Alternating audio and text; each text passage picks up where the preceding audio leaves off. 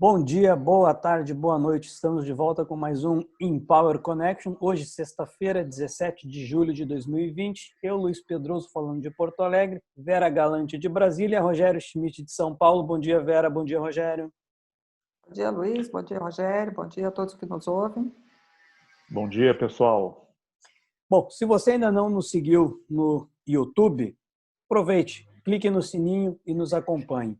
Vera, Rogério, uma semana um tanto quanto calma, mas com alguns acontecimentos. De novo, né? Semana passada foi bem parecido, essa semana de novo. Será que é uma nova tendência do governo? Eu vou até fazer uma... Desculpa, Vera, se você me permite, eu vou até fazer uma confissão aqui. A gente fica até brincando aqui antes de começar o programa, que a gente vai ter que tornar esse programa mais curto, né? Porque... às vezes, como essa semana, já tem acho que umas 4 aí em seguida, onde não tem assim uma grande crise, né, um grande escândalo, uma declaração bombástica do presidente para comentar, né? O que é algo muito positivo, né, Rogério? E você comentou isso na semana passada. O mercado está percebendo isso e está reagindo positivamente. Mas continua. Eu diria que tem uma confluência de fatores, né? O ambiente político claramente deu uma acalmada, né? Não sei, você vê, por exemplo, né, talvez pelo fato de vários lugares do Brasil já estão começando aí a retomar a abertura das atividades econômicas, né? Por exemplo, a popularidade do Bolsonaro parou de cair nas pesquisas, então isso também é um fator de estabilidade. Ele está cercando aí de lideranças políticas experientes, né? Ligadas aí aos partidos do centro, né? Como o ex-ministro Gilberto Kassab, o deputado Arthur Lira. Então, tudo isso contribui. O presidente também, talvez pelo fato de ele agora estar meio isolado aí por causa da Covid, né? Então, ele mesmo não está produzindo muita notícia, né? Aquele ambiente lá que o cerca, do gabinete do ódio, das fake news, esse pessoal também está em retraída, né? Então, acho que isso contribui para esse ambiente mais ameno. O que você acha, Vera? O engraçado aqui está uma semana mais calma, como você disse, né? Nada de muito bombástico, mas não sem acontecimentos. A gente vê a pressão doméstica e internacional pelo afastamento do ministro do Meio Ambiente, Ricardo Salles, que não surtiu efeito. Ontem mesmo, o presidente Bolsonaro disse que ele é um dos ministros excepcionais, o outro é o ministro Pazuello, que ele é excepcional e fica. O presidente Jair Bolsonaro disse que as multas aplicadas pelos fiscais só serão efetivas se forem acompanhadas de uma advertência antes. Então, é isso que o ministro Ricardo Salles está tentando fazer, uma campanha mais educativa no meio ambiente. E, segundo o presidente, isso é excelente, excepcional. O ministro Pazuello é o ministro da Saúde, que não é médico, isso não é um problema. Tivemos outros ministros que não eram médicos, excelentes ministros, mas ele é um militar, ele é um gestor, e se cercou de pessoas que não são médicas, não são da área também. Então, o ministério ficou descaracterizado como o Ministério da Saúde. O presidente Bolsonaro diz que ele é excelente e que ele fica. Mas ele fica... Essa questão do Ministério da Saúde, inclusive, que foi foco de polêmica em relação ao ministro Gilmar Mendes, né, Vera? Acho que você pode fazer o gancho disso. Sim, e o ministro Gilmar Mendes, eu acho que é consenso, inclusive no governo, que ele colocou o dedo na ferida. Realmente está aparelhado. Ele foi muito infeliz no termo genocídio. Isso aí foi absolutamente incorreto o termo usado. Mas a análise está correta. Eu achei interessante, inclusive, que, diferentemente do que alguns analistas comentaram ou inicialmente ponderaram, não houve um conflito entre o STF e o governo. Não foi um caso isolado de um ministro fazendo um comentário sobre uma questão que muitas outras pessoas também já tinham observado e não tinham comentado, e foi por isso. Não tivemos aquele grande movimento de crise em cima disso. Não, não. Eu acho que a turma do Deixa Disso, né, Rogério, já tá atuando com força. E para retomar aquilo que virou já quase uma piada aqui no na nossa conversa semanal, voltamos a ter um ministro da Educação, né?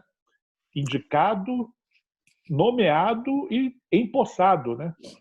Pois é. Parece que dessa vez a porta giratória aí do MEC vai dar uma acalmada, né? Então vai ser interessante observar aí como vão ser as primeiras medidas do novo ministro. Ele já sofreu algumas críticas, como é normal, muita gente não gostou do perfil, né?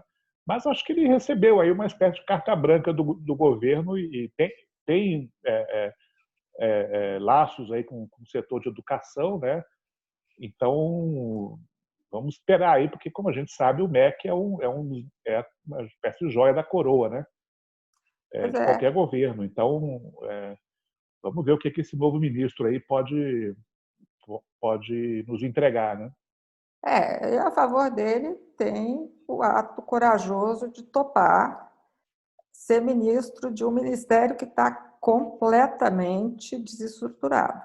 Então, vamos ver no que isso vai traduzir. Se ele vai conseguir mexer, realmente ter políticas educacionais construtivas, né, Luiz? Não, positivamente, a comunidade acadêmica o recebeu bem, não houveram grandes críticas ou manifestações contrárias à posse do novo ministro, o que é algo muito positivo. Você já começa, pelo menos, com esse alívio para poder trabalhar. É algo diferente dos outros ministros que foram indicados no passado.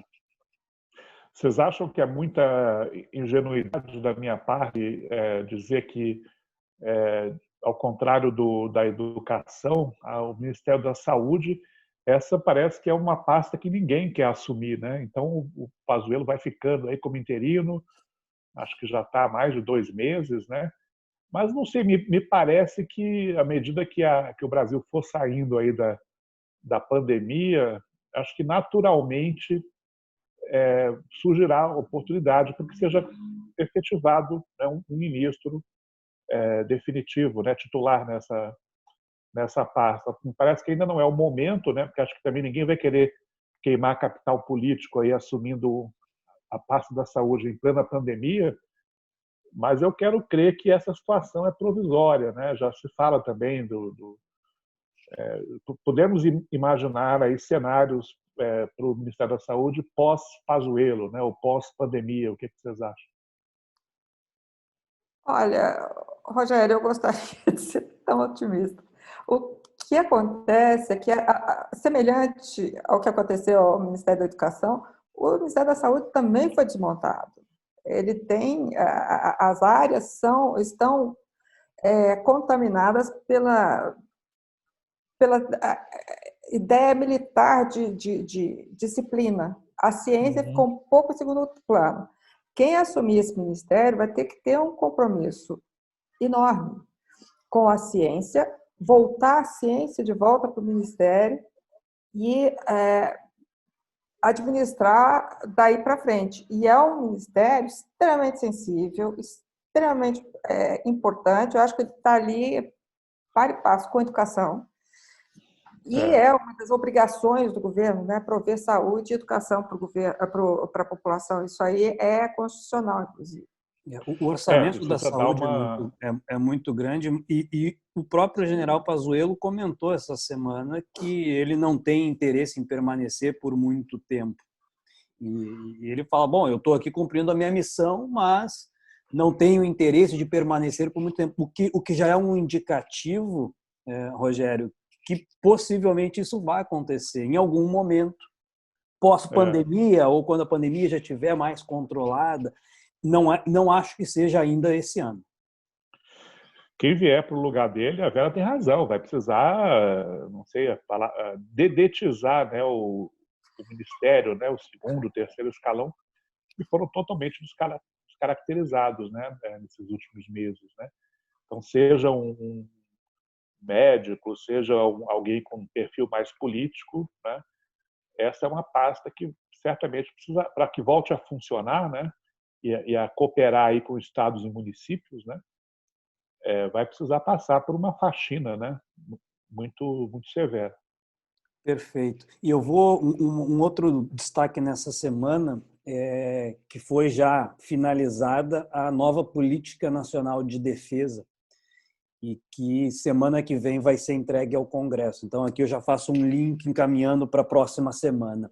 Mas essa nova Política Nacional de Defesa, que ela é atualizada a cada 4 anos desde 2012, ela traz agora um dado interessante, a possibilidade de conflito na América do Sul, que era algo que até então não existia na nossa Política Nacional de Defesa. Agora, o entorno estratégico passa por esse momento de tensão. Não há clara menção à Venezuela, mas é basicamente isso ao que se fala. E um outro ponto interessante é algo que nós chamamos de Amazônia Azul, né? Então, o foco e a atenção tanto para a questão do meio ambiente na Amazônia, mas também da Amazônia Azul, questão de pirataria, enfim, pesca ilegal e tudo mais nessa região da Amazônia Azul. E, pela primeira vez, há menção a mudanças climáticas, algo que nós não tínhamos na nossa vigente Política Nacional de Defesa. Então, são mudanças interessantes e relevantes que semana que vem vão ser entregues ao Congresso para apreciação. Aliás, vale Junto a ele, Rogério, vão outros 2 documentos, que é a Estratégia Nacional de Defesa e o Livro Branco. Então, são 3 documentos, na verdade. Aliás, vale mencionar também que essa semana os chefes aí das 3 armas, né, junto com o Ministério da Defesa, chegaram a encaminhar, acho que a Procuradoria-Geral da República, né, uma nota reclamando aí das declarações do ministro Gilmar Mendes do Supremo, né? Mas não me parece que isso aí tenha muito potencial de alguém vai levar algum puxão de orelha, então acho que não. Não, já conversaram por telefone, está todo mundo no banquinho de novo. Eu só que queria... a postura do próprio Bolsonaro, né? Ele também claramente não jogou lenha na fogueira, né? Não. Eu só queria lembrar uma coisa importante nessa política de defesa, que logo no começo do governo do presidente Bolsonaro, houve aquele ímpeto de invadir a Venezuela, lembra? Quando foi ele precisou do general Mourão ir lá e colocar panos quentes. Quem representou o Brasil na reunião, na verdade, foi o vice-presidente, justamente para acalmar um pouco os ânimos. Então, isso aí, voltar à pauta é uma coisa interessante da gente observar. E tem só um outro elementozinho assim também que é bem interessante, que a Política Nacional de Defesa ela fala de estreitar os laços com os países do continente.